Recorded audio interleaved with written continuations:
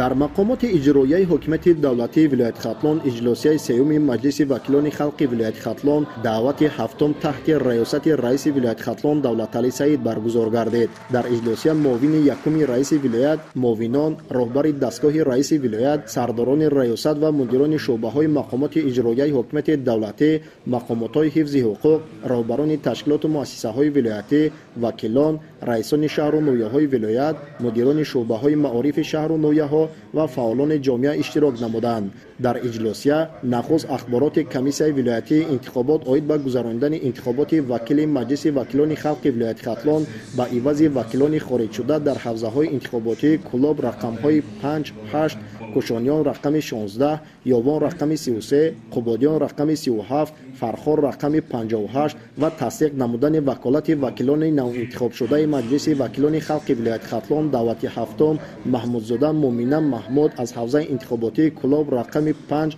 آدینزاده لطافت امیرشاه از حوزه انتخاباتی کلاب رقم 8 خالزاده محمد شریف محبت از حوزه انتخاباتی کوشانیان رقم 16 سعیدزاده گلرخسار گریز از حوزه انتخاباتی یاوان رقم 33 اسدالله زاده فیروزه اسدالله از حوزه انتخاباتی قبادیان رقم 37 و دولت و گلشنبه شریف آنه از حوزه انتخاباتی فرخار رقم 58 شنیده و به آنها شهادتنامه وکیل مجلس وکیلان خلق ولایت ختلان سپرده شد. در اجلاسی سیوم مجلس وکیلان خلق ولایت ختلان دعوت هفتم سپس معاون رئیس ولایت ختلان عاید بر رفت اجرای قرار حکومت جمهوری تاجیکستان درباره نقشه گنرالی شهر بختر برآمد نموده از جمله اظهار داشت که نقشه گنرالی شهر بختر با قرار حکومت جمهوری تاجیکستان برای دوره تا سال 2035 تصدیق گردیده است. در این دوره باید در مساحت عمومی 3 میلیون و 150 متر مربع انشاءات نو ساخته به استفاده داده شود. از سال 2020 تا این جانب از طرف شعبه ساختمان و معماری مقامات اجرایی حکومت دولتی شهر بختر به 670 نفر شخصان واقعی و حقوقی اجازت برای کارهای ساختمانی داده شده 480 عدد بنا و انشاءات بنیاد و مورد بهره برداری قرار داده شده است. عین زمان طبق نقشه گنرالی کارهای ساختمانی در 83 عدد بناهای استقامتی بلندنشانه و 200 بنا و انشاءات دیگر ساحه‌های خواجگی خلق کارها بمرام ادامه دارد. ذکر شد که در دایره نقشه گنرالی در منطقه صنعتی شهر تا امروز 11 کارخانه صنعتی ساخته به استفاده داده شده. در 2 انشاءات استحصالی دیگر کارها بمرام ادامه دارد. رئیس ولایت ختلان دولت علی سعید از رعایت نشدن طلبات‌های معماری و شهرسازی و خلاف نقشه گنرالی بنیاد گردیدن بنا و انشاءات اظهار نگرانی کرده به مسئولین جهت رفع کمبودی‌های جای داشته دستور و سپارش‌های مشخص دادند. همچنین در کار اجلاسی سرداران سرمؤسسه و مؤسسه خواجگی‌های جنگل ولایت و منطقه کلاب عاید به قاعده بیان‌کنی در ساحه جنگل و تامین اجرای کدکس جنگل جمهوری تاجیکستان برآمد نمودند.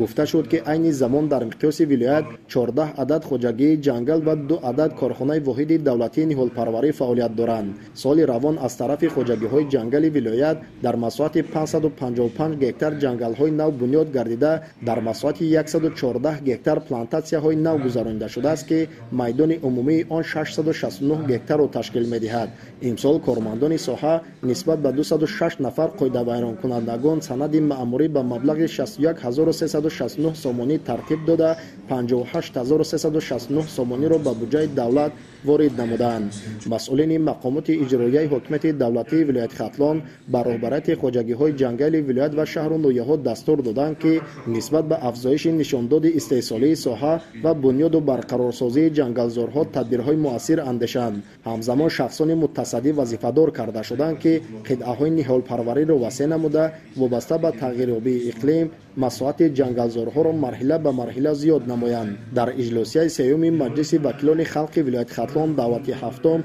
نقشه گنرالی مرکز شهر لیوکن قرار مجلس وکیلان خلق شهر بختر درباره نامگذاری نمودن فیلیال انستیتوت زراعتکاری اکادمی علم‌های کشاورزی تاجیکستان در ولایت ختلان به نام بابا سنگین بررسی گردیده. همچنین قرارهای رئیس ولایت ختلان که در دوره بین اجلاسی‌های دوم و سیوم مجلس وکیلان خلق ولایت ختلان قبول گردیدند تصدیق کرده شد. در آخر اجلاسیه رئیس مجلس وکیلان خلق ولایت ختلان رئیس ولایت دولت علی سعید اوید به اجرای دستور و سپارش‌های پرزیدنت جمهوری تاجیکستان پیشوای ملت محترم امام علی رحمان درباره آمادگی همه‌جانبه ساحه‌های اقتصادی و اجتماعی ولایت به دوره زمستان سال‌های 2025-2026 وسعت کارهای آبادانی به طلب گذاشتن کشت تکراری زراعت‌های کشاورزی جمع‌آوری به تلف حاصل پخته زراعت کشت تکراری قبول و کارکرد اشیاء خام در کارخانه‌های صنعتی و معرکه مهم سیاسی دعوت تیرماهی جوانان به خدمت حربی برآمد کرده